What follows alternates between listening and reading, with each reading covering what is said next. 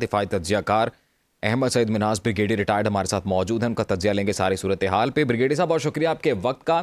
سر، افغانستان کے ساتھ مل کر بھارت جو ہے وہ اسٹریٹجک ڈس انفارمیشن حملہ کر رہا ہے. پاکستان جو اس وقت ثالثی کا کردار ادا کر رہا ہے کہ مشرق وسطیٰ میں بالخصوص امن قائم ہو، ان کوششوں کو خراب کرنے کی کوشش کی جا رہی ہے. کیا کہیں گے آپ؟ جی بالکل، دیکھیں پاکستان جب سے بنا ہے 1947 میں مرز وجود میں جب آیا تھا، اس وقت سے لے کے اب تک آپ انڈیا سے کسی بھی قسم کی خیر کی توقع نہیں کر سکتے ہیں. یہی وجہ ہے کہ ہماری 4 ان سے جنگیں بھی ہو چکی ہیں جس میں ہم نے ان کو شکست فاش بھی دی ہے. اب اس موقع کے اوپر جب ایران اور امریکنز کے درمیان اور یہ مشرق وسطیٰ کی جو سچویشن ہے انرجی کو لے کر یا وہاں پہ تباہی کو لے کر، اس کو جب پاکستان نے ثالثی کے طور پر اپنے آپ کو پیش کیا اور اس کی خاصی پیش رفت بھی ہوئی ہے، تو انڈیا اس کو شدید بوکھلاہٹ کا شکار ہے. کیونکہ انڈیا ہم سب جانتے ہیں کہ اس وقت آئسولیٹڈ ہے، اپنے آپ کو جو نیٹ ریجنل سیکیورٹی پرووائڈر سمجھتا تھا ساؤتھ ایشیا کے اندر، وہ اس کو اب کوئی پوچھتا نہیں ہے.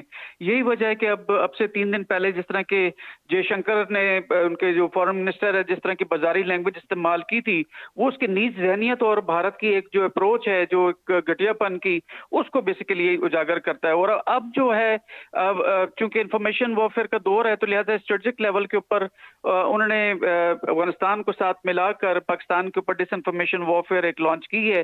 لیکن الحمدللہ ہمارے سائبر ونگ نے اس کو پوری طریقے سے بے نقاب کیا، اور اس وقت جتنی ان کی انیشیٹ کرنا تھا کسی بھی نیریٹو کو، پھر اس کو جو ہے پرولفریٹ کرنا تھا تھرو افغانستان، اور پھر اس کو ایمپلیفائی کرنا تھا تاکہ مشرق وسطیٰ کے ممالک عام طور پر ایران اور پاکستان کی دوستی خاص کر کے اس کو ڈنڈ کیا جا سکے.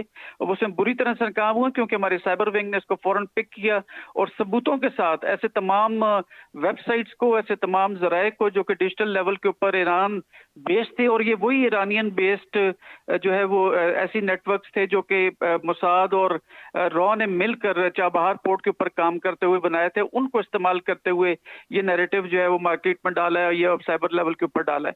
لیکن الحمدللہ پاکستان نے اس کو پوری طریقے سے بے نقاب کیے، ثبوتوں کے ساتھ دنیا کے سامنے رکھا ہے.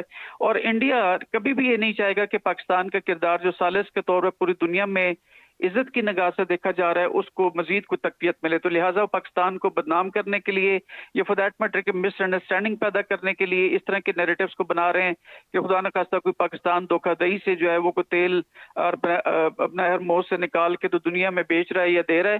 یہ تمام جھوٹ کے پلندے ہیں، اور اس کا تو اب جو ہے وہ ایران نے بھی اس کو ڈینائی کیا ہے کہ ایسی کوئی بات نہیں ہے. تو لہٰذا اس وقت انڈیا کی جو بوکھلاہٹ ہے، ان کی اس طرح کی ایفرٹ سے، غلط بیانیاں بنانے سے، غلط بازاری لینگویج استعمال کرنے سے بڑی عیاں ہو چکی ہے. اور اس کے اوپر مزید یہ کہ انڈیا کے اندر جو بی جے پی کی گورنمنٹ ہے، ان کے جس طرح سے جو ہے وہ آزادی رائے کے اوپر جس طرح قدغن لگا کے بیٹھے ہوئے ہیں، اور سننے میں جیسے کل بھی آ رہا تھا ان کے اپنے میڈیا چینل اس کو چیز کو کرٹیسائز کر رہے تھے کہ وہاں پر آپ گورنمنٹ کے خلاف کوئی بات کر نہیں سکتے، چاہے وہ حقیقت پہ جو ہے وہ سارا مبنی کیوں نہ ہو.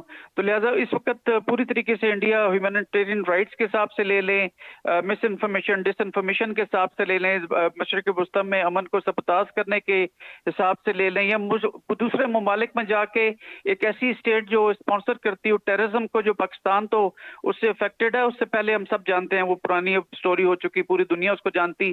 جیسے نیو یارک میں کینیڈا کے اندر انہوں نے جو خالستان کی لیڈرشپ کو قتل کرنے کی کوشش کی. تو اس وقت انڈیا پوری طریقے سے ایکسپوز ہے. صرف اور صرف ایک چیز ہے جس کی وجہ سے دنیا ان کے ساتھ کانٹیکٹ کرتے ہے، کیونکہ اربوں کی آبادی ہے، ایک کوئی 100 ارب 1.5 ارب کی آبادی ہے، تو وہاں پہ ان کی منیوں کی مصنوعات جو ہیں وہ بکتی ہیں. تو لہٰذا اکنامک انٹرسٹ کی وجہ سے انڈیا ابھی تھوڑا سا ریلیونٹ ضرور ہے، لیکن انشاءاللہ تعالیٰ اسٹریٹجک لیول کے اوپر اگر دنیا کے امن کو اس طرح ہی سبتاز کرتا رہا تو وہ دن دور نہیں ہے جب ٹوٹل انڈیا جو وہ آئسولیٹڈ ہوگا، اور اس کی جتنی اسٹیٹس ہیں جہاں پہ کچھ 35-36 جو ہیں وہ علیحدگی پسند تنظیمیں جو ہیں اس وقت اپنا کام کر رہی ہیں، انڈیا ٹکڑے ٹکڑے ہوگا، اور اس کا وہی حال ہوگا جو کہ جیسے کہ کسی زمانے میں سوویت یونین کو ہوا تھا. تو لہٰذا جتنی مس انفارمیشن پاکستان کے شہ پر، پاکستان کے دفاعی ادارے اور اسپیشلی ہمارا سائبر ونگ، میں سمجھتا ہوں کہ وہ مبارکباد کا مستحق ہے. اور ہم نے جس طرح سے آپریشن بنیان مرسوس میں ان کے رافیلز کو گرایا تھا یا سو-29 کو گرایا تھا، اور اس کا ہم نے جیمنگ جس طرح سے کی تھی، وہ انڈیا کے وہم و گمان میں نہیں تھی. تو لہٰذا اگر وہ سمجھتے ہیں کہ وہ ڈس انفارمیشن پھیلا کے پاکستان کی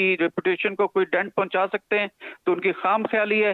انشاءاللہ تعالیٰ پاکستان اسی طرح سے ترقی کرتا رہے گا جیسے کہ ابھی ہماری جوش جاری ہے انشاءاللہ تعالیٰ. دیکھیں ان کی فرسٹریشن کو اگر ہم دیکھیں تو لگتا یہ ہے کہ وہ دنیا کے بارے میں کچھ خاصا سوچتے بھی نہیں ہیں. ان کے لیے جو ساری چیز میٹر کرتی ہے وہ صرف بھارتی عوام ہے، اور انہیں وہ بس بے وقوف بنانا چاہتے ہیں.